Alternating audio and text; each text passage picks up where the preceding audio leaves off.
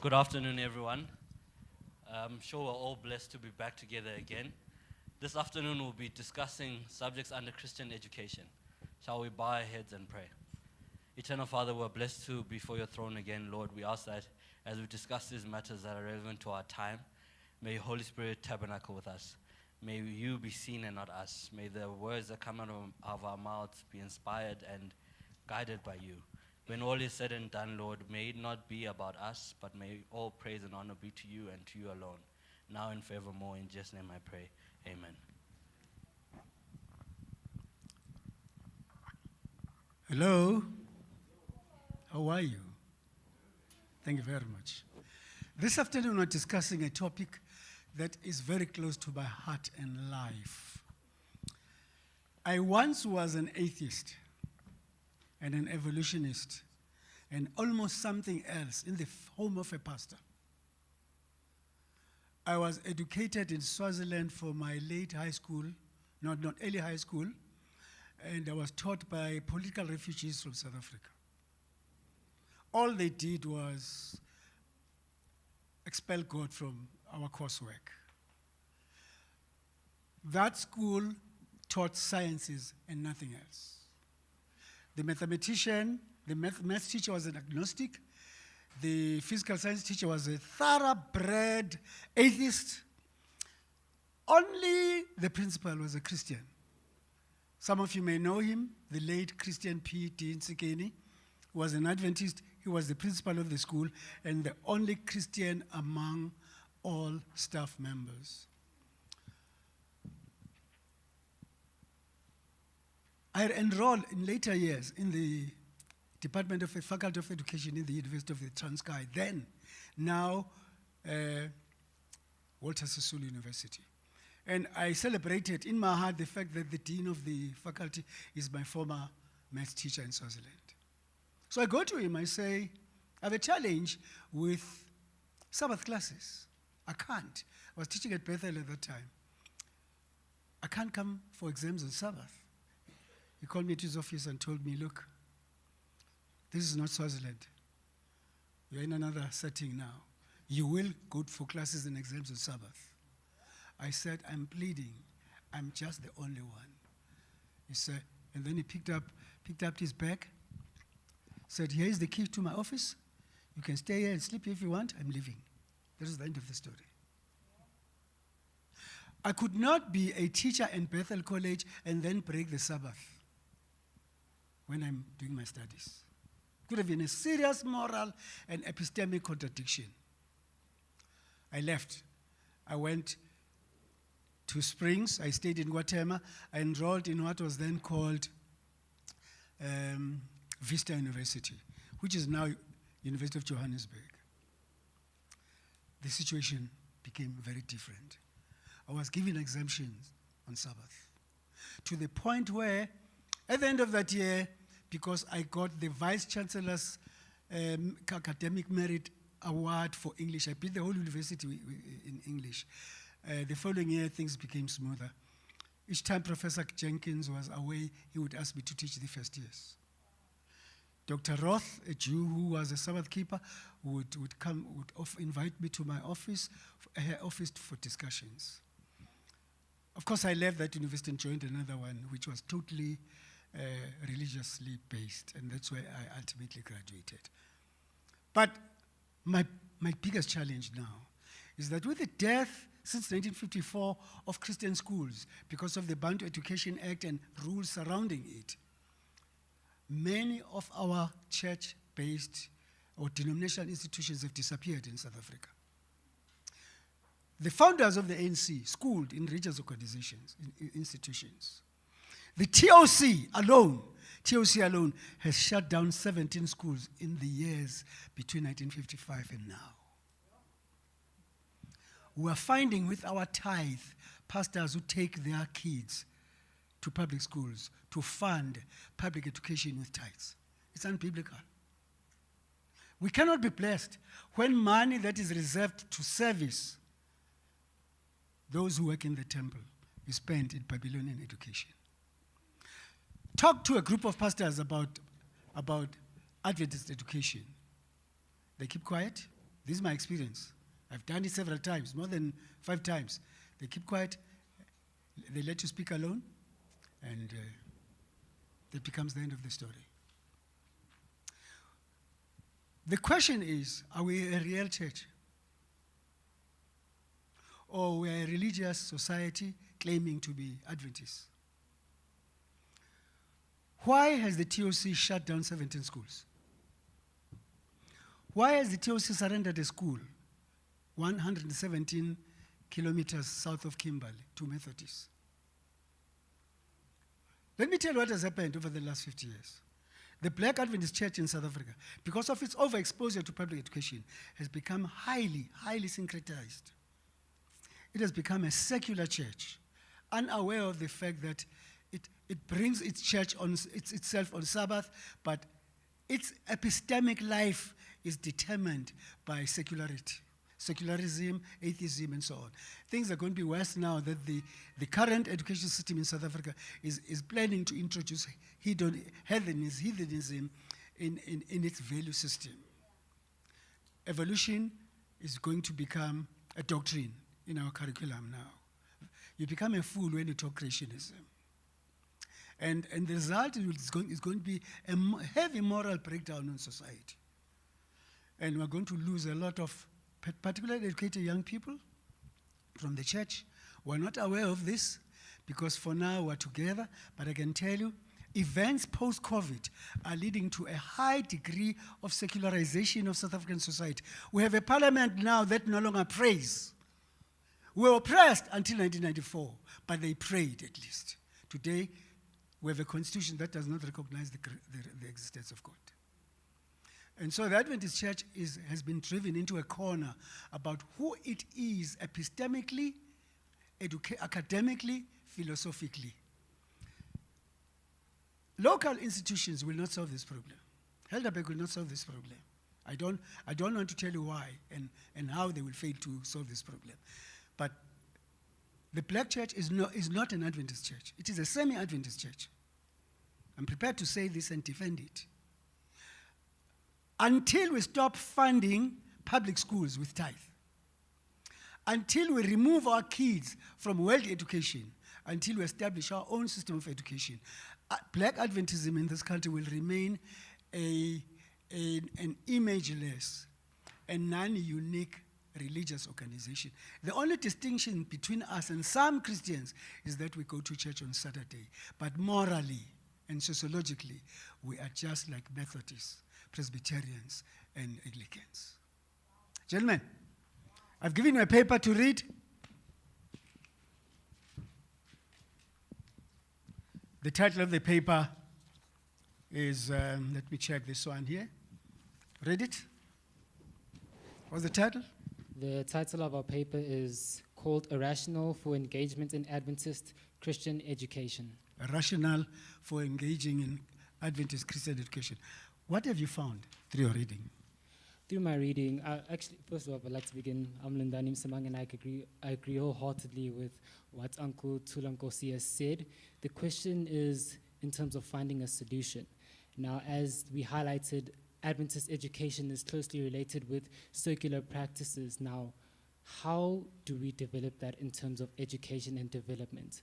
An idea of mine would be perhaps we should closely link Adventist education towards Adventist development, so we can no longer differentiate between the Adventist religion and the Adventist education. So as you enter the Adventist church, you do understand that education is a part of it.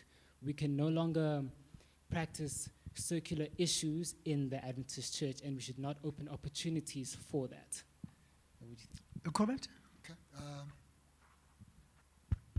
Happy Sabbath, one more time. Pastor, I'll come from another point of view. Okay. And then maybe you can elevate the discussion Okay. in that direction. I'll start. I'm going to read a quote that is here. Okay. But after I say something, that education is not a school. Okay? Fine. I'll start from there. Education is not a school. So when we can have Adventist titled institutions without Adventist education. I hear you. Okay. Or Christian dubbed schools without Christian education. But what is education? I'll borrow a definition here, and then I'm going to give a bit of history in Christian education that I've read before. It says here, our ideas, this is quoted from Ellen White, 1903, our ideas of education take too narrow and too low a range. There is need of a broader scope, a higher aim.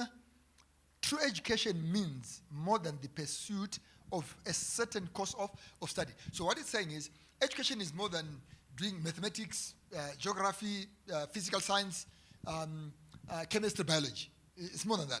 Then it says, it means more than a preparation for the life that now is. It has to do with the whole being and with the whole period of existence possible to man. It is the harmonious development of the physical, the mental, and the spiritual powers. Okay, so that's the definition. Now, when you say it's important for us to have Adventist education, in its right sense, what we are trying to say is Adventist education should be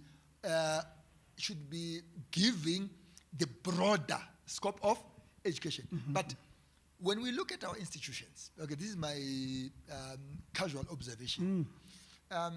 We are Adventist. We have institutions that are called Adventist, but that still have the same curriculum with every other. If it's CAPS, it's still the same. If it's subjects, it's still the same. If it is the approach, it's still the same with the world. But then we'll then have a church in there and preach doctrines. Now, another point I'll make before I hand over my mic is this. There's a difference between Christian education and the education of this world. Before we even get to Adventism, as in the premise, okay. Now, our education, we borrow it from the Greeks, right? Generally, what we call education is borrowed from the Greeks and comes from a notion of doubt. Okay. Yeah, where we have to prove. So the reason why today you research, the reason why today you have hypotheses, now hypothesis, is coming from that premise that we doubt everything until it is Proven. It is proven. Okay, but Christian education starts from an opposite dimension, which is faith, where we say God is the basis of all science, and then from there we start learning. Right. So what I wanted you to explain then, Pastor, is to say, even if we are called, let's say we have Kelvin and Arthur Seventh-day Adventist School, and it still has the same approach with St. Stephen's or with Curo. What's the difference? Are we still saying we have Adventist education, or is just institutions that have our names? Yeah, that's a very necessary question in the vacuum that I've out. Many so-called Adventist schools have merely moved into secular education, thinking that they will baptize it by having prayer in the morning, Bible study, a baptismal class, and the rest. That's not Christian education. That is Christianized secular education. We have not sat down to discuss education. Let me give you a little incident. Some 6 years ago, I think, yes. I pulled out of a committee in the TOC, tasked to create an Adventist school. After 2 meetings, I made a conclusion that there'll be no school here. After 2 or 3 months, that committee was dissolved. I never attended meetings because I could see the trend of thought that all we were doing was to create a glorious secular institution with prayer and Bible study in it. Get the point? Because I'm a radical creationist, because I was a radical atheist, I don't tolerate compromise in the area of epistemology. Knowledge system, every knowledge system needs to be either godly or secular. With me.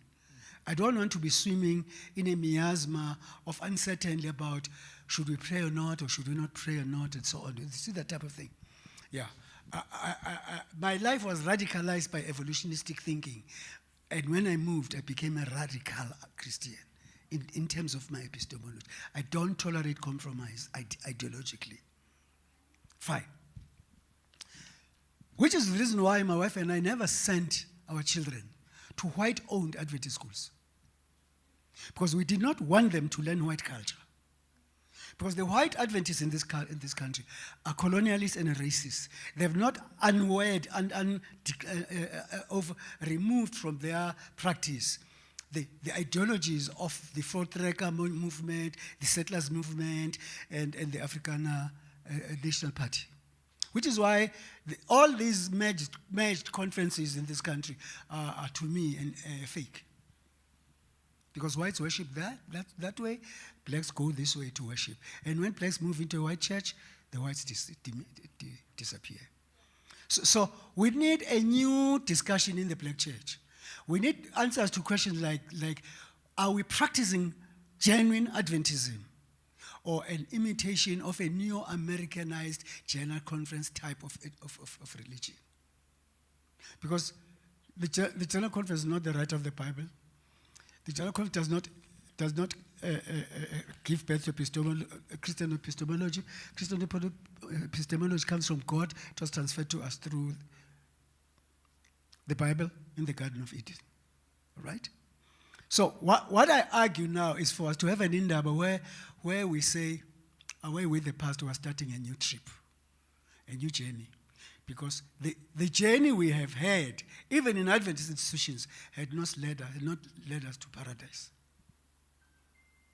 Now, we also need to find a way of saying we can walk with pastors as long as they hear a new voice speaking to them. Because many of us are not ready for the final tribulation. I'm being honest with you. We're not ready. You read Ellen White. She says the church is not ready for the troubles that are about to land on it. She's very hard. I will not have the time here to tell you why she was shipped to Australia. Because she did not go there on her own. She was expelled by the GC. Because she was looking for something genuine. Now, what we are being given as a church is a slave education, reduced to the lowest common denominator of Christian education. Because we can't manufacture anything. Jews don't depend on other nations for their existence. They don't. In fact, they rule the world. You get the point? Yeah, let me pause right there. Any comments?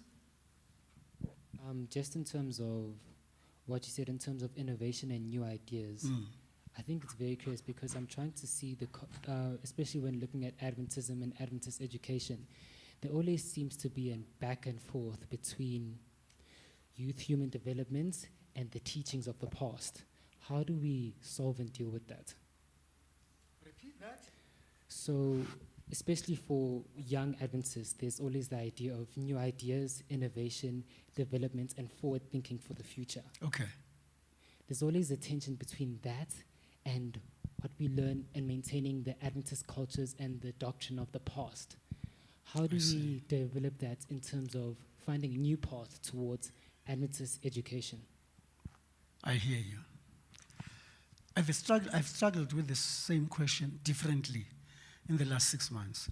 I think I'm arriving at at an answer that satisfies me. We need to go back to Scripture. And as Adventists, we also need to reread Ellen White. Right? Because things have moved into the Adventist education system, right from the GC up to here, that will not make Africans valid Christians. We are too concerned about structures than about epistemologies.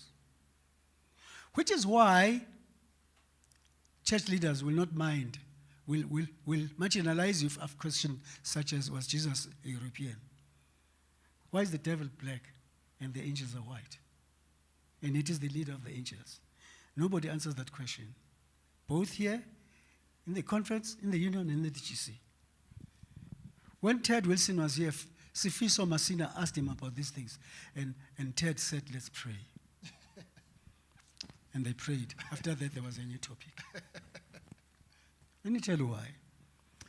If the Adventist church were to go for valid historical biblical epistemology and pictography, a lot of whites would leave. Because they're used to seeing a Jesus who is big, a Jesus who's knocking at the wall of the United Nations, and then angels who are white, and a devil who looks like you. You get the point? How can the leader of the angels be black skin? When did he become black? When did he turn into a black person? So the idea of blackness in the church is linked to the human fall. When angels fell, they became black. So blackness in the Adventist church is a sign of the fall. It's satanic. Which is why Adventist whites in this country hate blacks who propose love to whites. I'm talking experience. I've taught twice in 2 seasons at different years at Helderberg. I know that institution. How the theory around it has been shaped in the last 100 years or so. The problem that I have, and I'll announce this publicly, I no longer worry about white people. I'm worried about black people. Because they're refusing to embrace truth, as long as it will conflict them with whites. You see, if pastors decide to create some model of spirituality that will be against whites, that will be seen to be against whites, what will the president say? I lose my salary and so on. So it is salvation in this church lies with the lay persons who are being deceived by a religious system which is very secularistic and semi-atheistic. Let me pause there for now.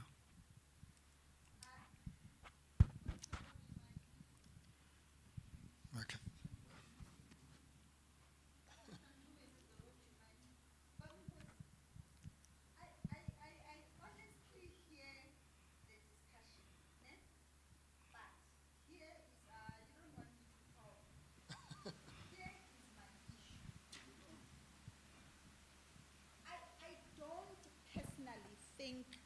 I hear you when you keep talking about the Adventist church.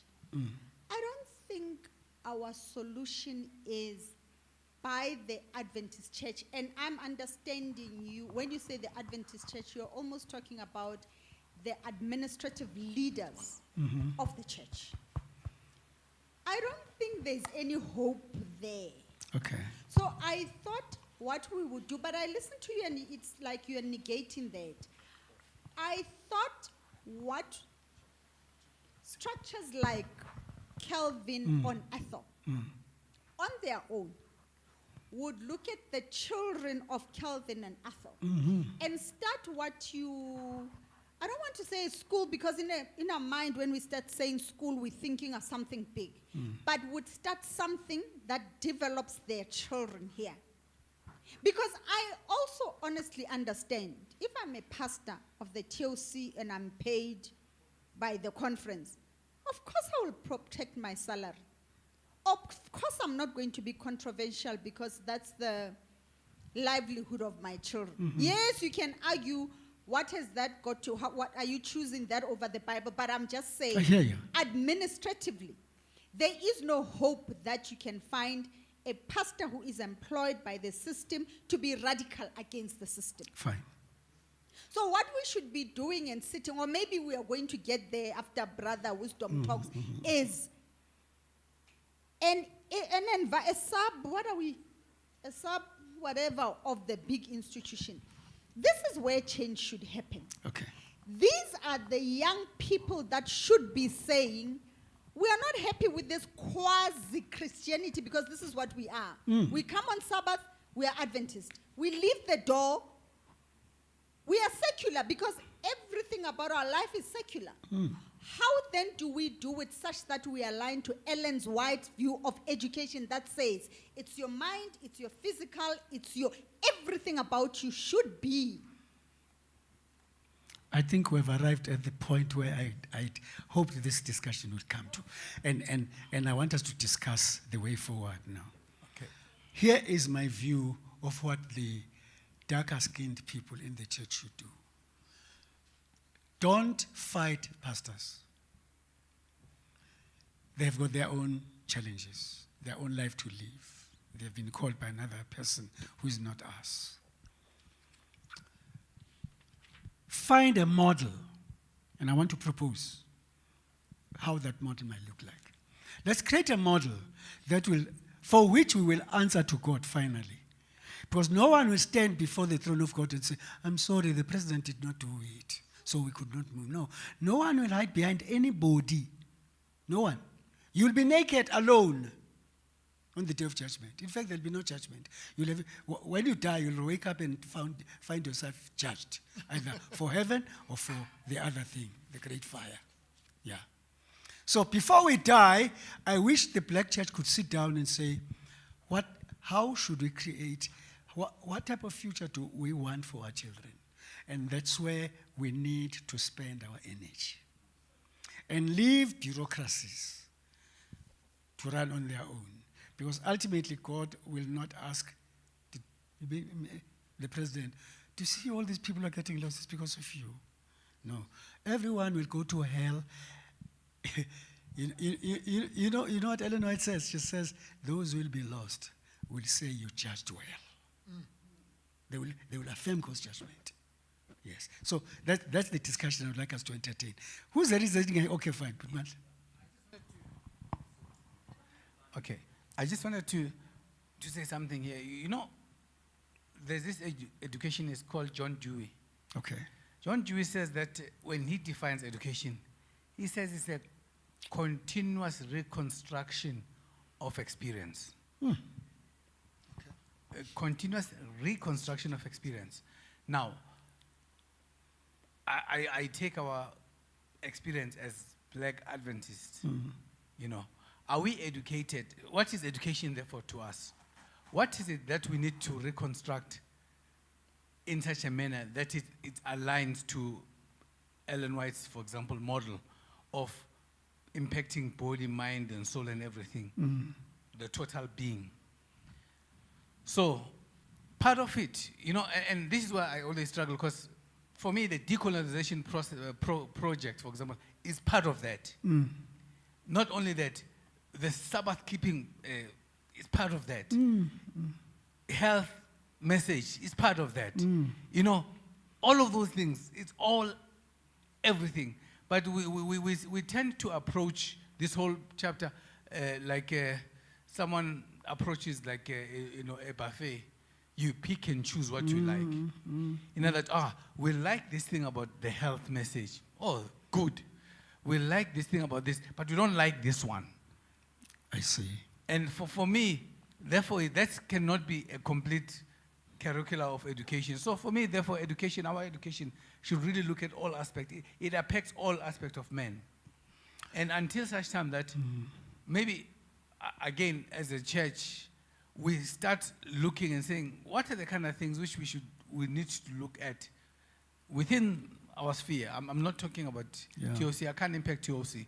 But this church we can impact. So where we are, what is it which I can do to make sure that the experience of my kids is not the same experience which I experience?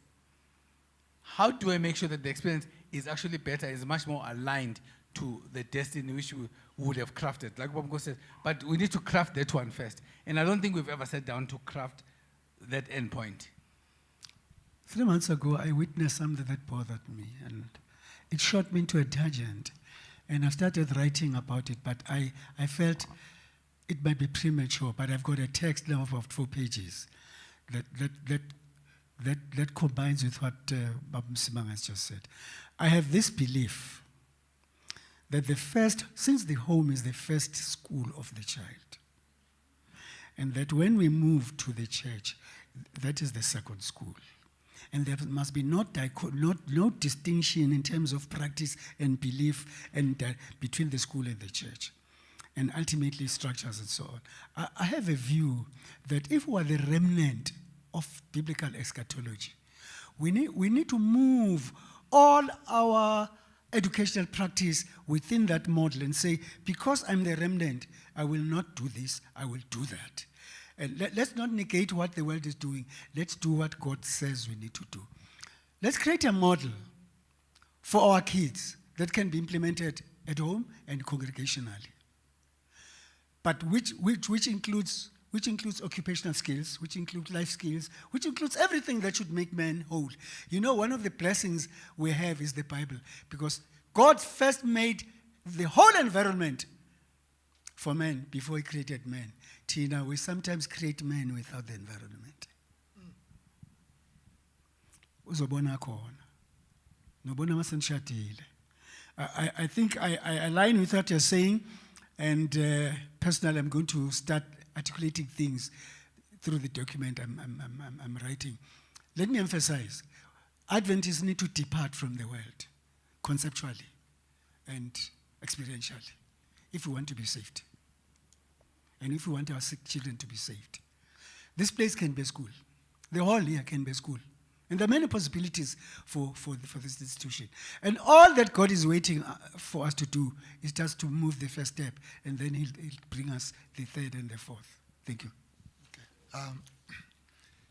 I think Mam Simang brought the discussion closer to what was in my mind. That we have a lot of hope in institutions. Okay, we have hope in the church. We have hope in church schools.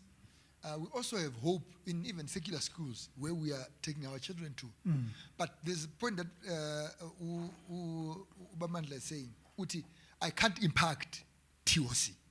Yeah, I want to come from there. Number 2, you can't even impact KOA.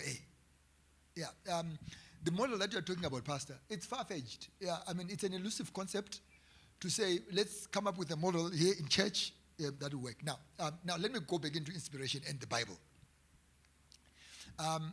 When you read Luke 2:52, it says, and the child grew, okay, and he waxed strong, and he had favor with God.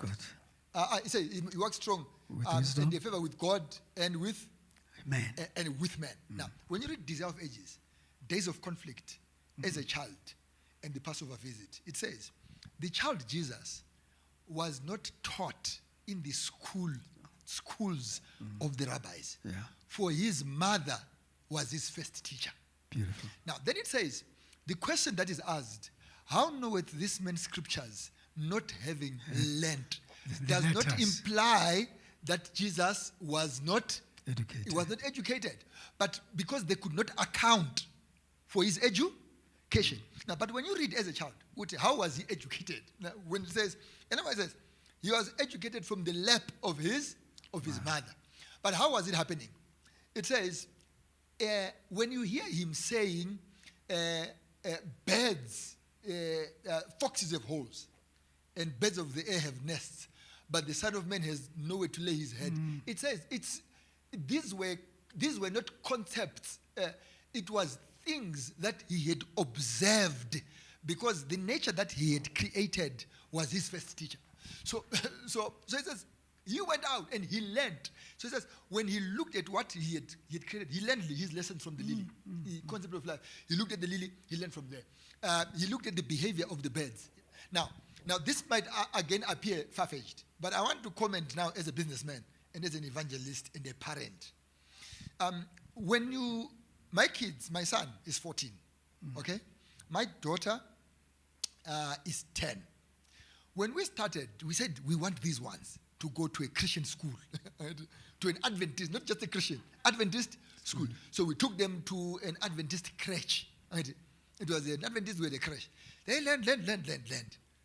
But we said, hi! We moved them from there. We took them to a school that belonged to a Seventh-day Adventist. Then we said, we are losing these children. We withdrew them. And I'm sorry especially to my son, because he has changed so many schools.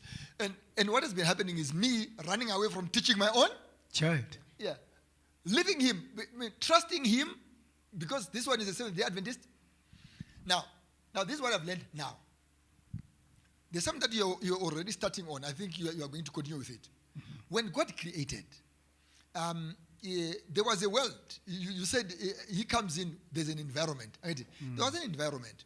And in that environment, when man is created, he's perfect in his senses and everything. So when he comes in, he does not need to be educated, because he has the glory of God. He already understands the environment, and he knows how to explore that environment. He knows animals, he knows tree life, he knows God. It's perfect. When sin comes, that knowledge diminishes. Fine. Okay, so when Christ comes and says, I want you to have an abundant life, the cross is trying to restore that education. Now, what we think, Tina, is that when you say Christian education, it's removing science. When you say Christian education, it's removing business.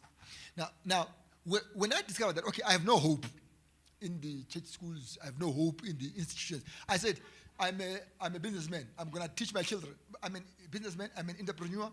I'm going to teach my children. And the new model that we have adopted with the mother is this.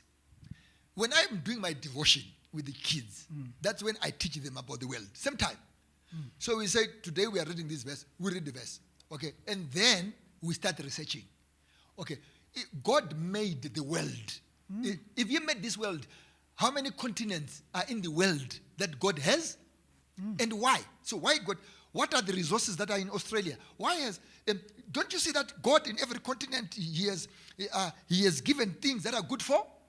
That are good for us. Why? Then I ask them, go and research. What do we find in Australia?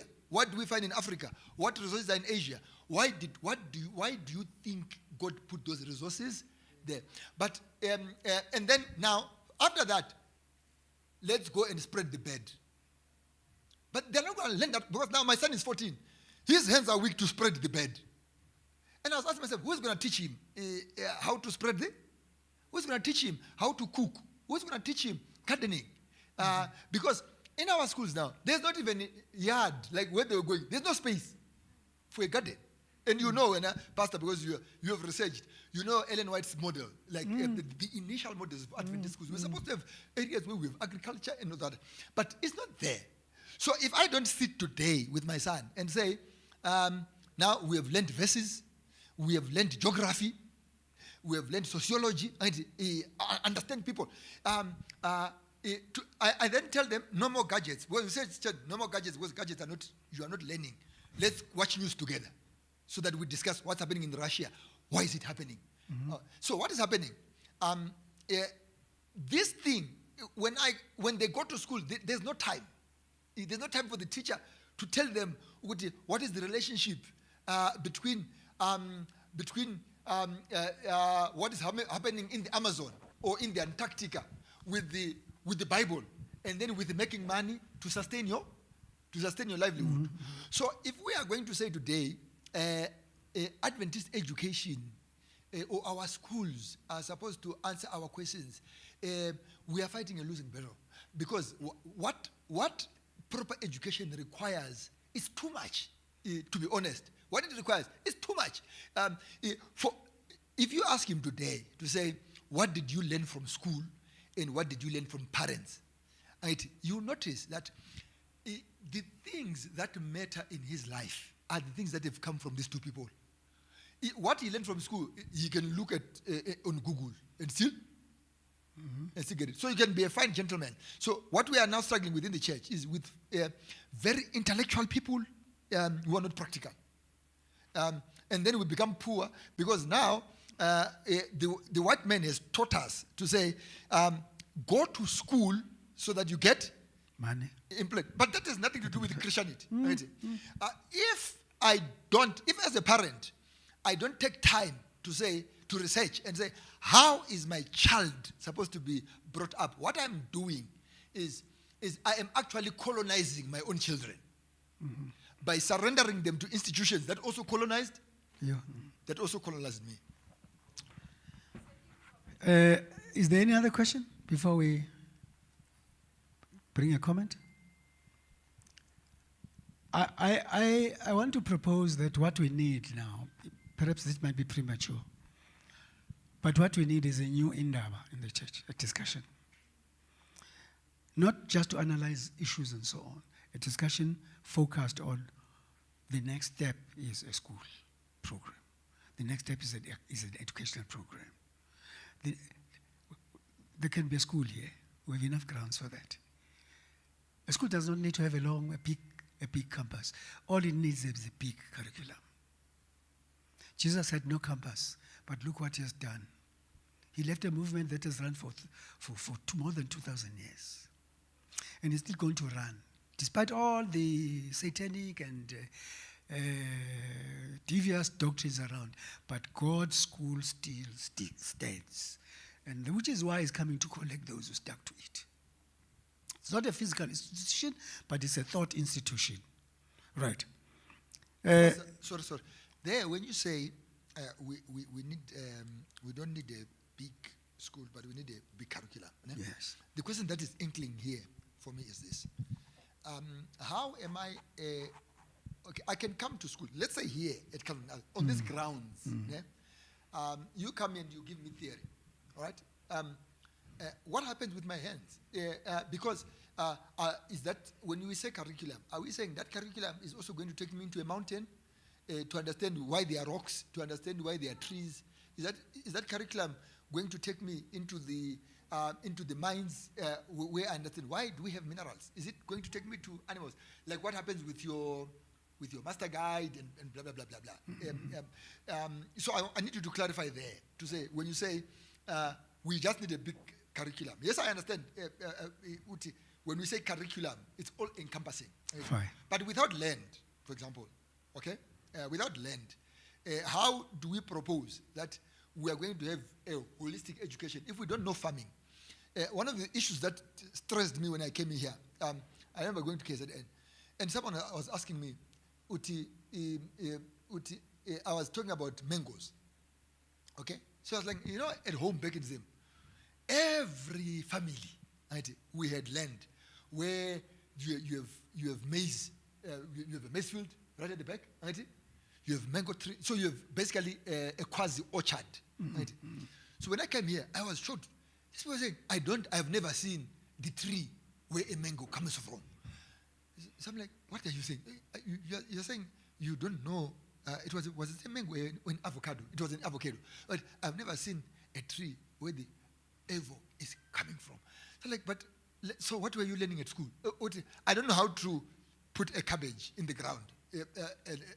I mean, in the process through which it comes out. But I can read about it, but I've never done it with my own hands. So my question becomes here: if our children move from grade 0 and they go to varsity without a single day where they've dirtied their hands with the soil, without a single day where they've raised an animal, for example, where they just go, okay, animals are treated like this. This is how you milk a cow. How is our education? They'll end up knowing the Bible, okay, and science, and they are useless because they can't do anything with their hands. Okay, yeah. Well, after 10 minutes. Any hand? We're going to be making the last statements now. I want to assume that this session, this discussion is the introduction of further discussions. Things can't end here. Madam? It's Brother Wisdom, I hear you, but I think you're already sitting in the indaba that is being proposed. Yes. Ne? What I wanted us to follow is the acknowledgement Yes. that there is Christian education, which is what I think we're talking about, Right. or Adventist education, that we are not following at all. Fine. I don't know whether to use Adventist or in Christian, but it gives a holistic education. You see, if we could be aware of that, then we would be aware of where we are Fine. as a people. And I think the issue then, hopefully through an indaba, is we sit and say, how do we start? So we recognize what we lack. We understand the importance of creating that as per God's instruction. And we take step 1 to go towards it. And because we believe in God, we believe that as we go along, He will chart the path for us. I don't know how we are going to do it. I don't know how we can decolonize a system that we live in. Because I hear you teach your children. I'm thinking, if I'm in a household with Mandla and we both work, and I come back, and professionals of today, you come back at 10 o'clock at night. I come back at 10 o'clock of the night. Essentially, those children are raising themselves. So the indaba then sits and says, this is where we are. This is what the environment that we exist in. But how then do we move from this point to the point where God wants us to be? And I think what we are doing today is just to recognize that there is a need for us to start. Fine. I don't know how, but there is that need.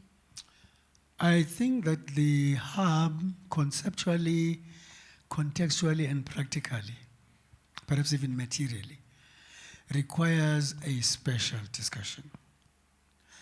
We're tackling we're trying to wash an elephant with a small hand. It will take an age until the elephant gets annoyed and leave.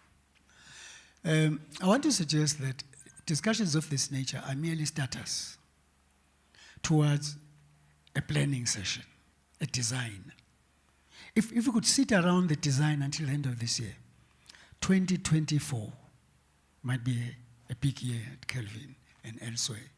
Let's commit ourselves to creating a model that will be Christocentric, missionally valid, practically applicable, and financially affordable, that all of us can rally around and execute. It should not be a big project, but a small kick that kills the lion. That's my feeling. There might be dissenters, because there are people in the church who believe more in their kids going outside of church schools and so on. But we need to kill that myth, not by fighting the people who believe in it, but by, I always say to people, don't fight don't compare yourself with your neighbor. Create a good family so that your neighbor may say, I should have done that. Yeah, I've done that. Let's not fight. Let's not go into a battle. Waste weapons and energy on something that has failed. It's failing on its own, right? And create something that the world will wonder at and even copy. That's my conclusion. What's your comment? No, essentially, I follow that as entirely as well. Let's focus on developing what we have right here within the church, the youth we have right here, the education systems we have right here. Let's focus what we have and then develop. Thank you very much. Yeah, mine would just to spark our interest or to challenge us, things that we could do here. I always question the curriculums that we receive from the General Conference to say, BZB, Pathfinders, do this, and how relevant it is where we are. So, if we were thinking for ourselves as Calvin, for example, we would say, what do these kids, what do they need to learn? Not to say BZB and what do they need? He says, okay, but Mandla has a farm. Freddie has a farm. This one has a consulting firm. This one has a metal fabrication. And then we create clubs. Just like that. We bring a resource. But Mandla, we come and talk to the kids. So we have a calendar. This Sabbath, he's the one who's talking to the kids. When they're on holiday, we're going to ask their parents to say, let them go to this one's factory, learn what is there. A last point I'll give and drop the mic as an example. I met this week, for example, I was talking to this boy. He's a multimillionaire from Zim. He started business at 15. Okay, so I said to him, you know what, my brother, I want one favor from you. He says, what is that favor? I said, I don't want money. I want a favor. I want you to talk to my kids when you come back. And what do you want? I want you to sit down with them and tell them what you are doing and why you are doing what you are doing. It's simple. I'm not paying for it. But I told my kids, research on this man.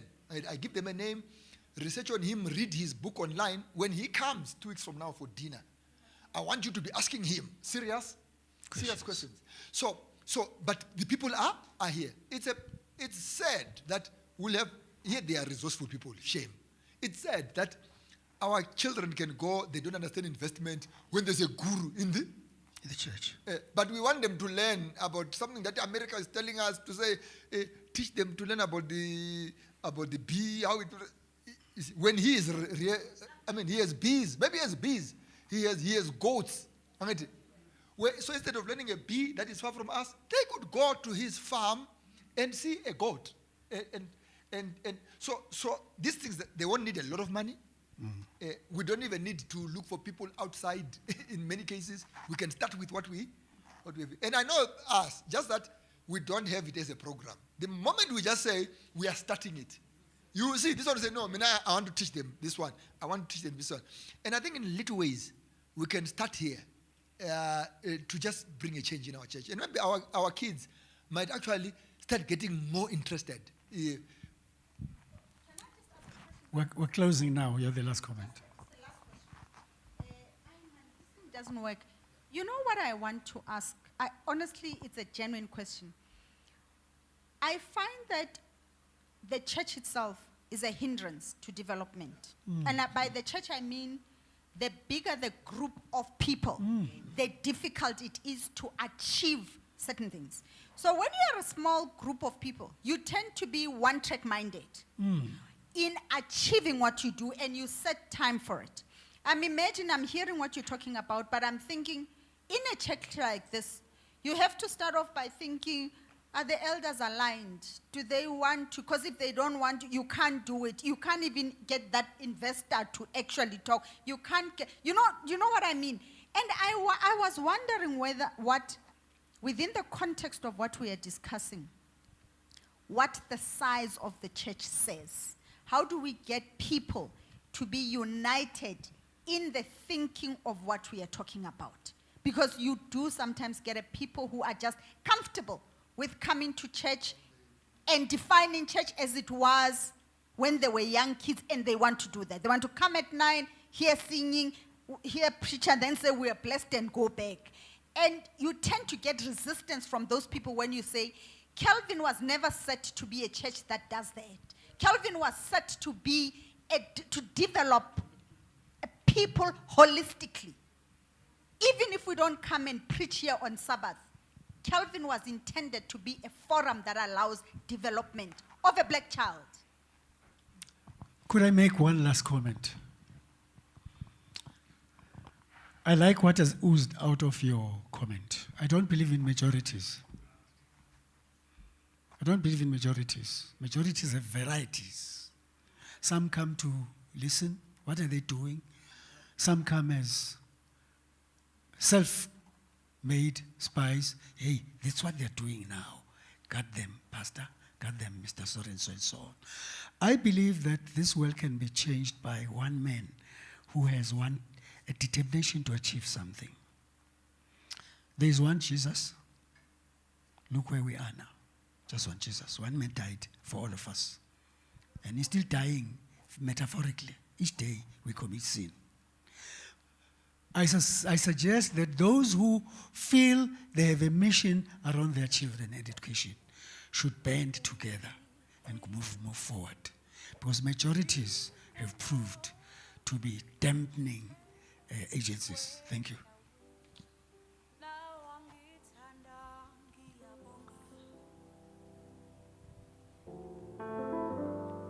Ungigcinile ngingenalo ngishithemba wehla wena wangithanda ngiyabonga uthando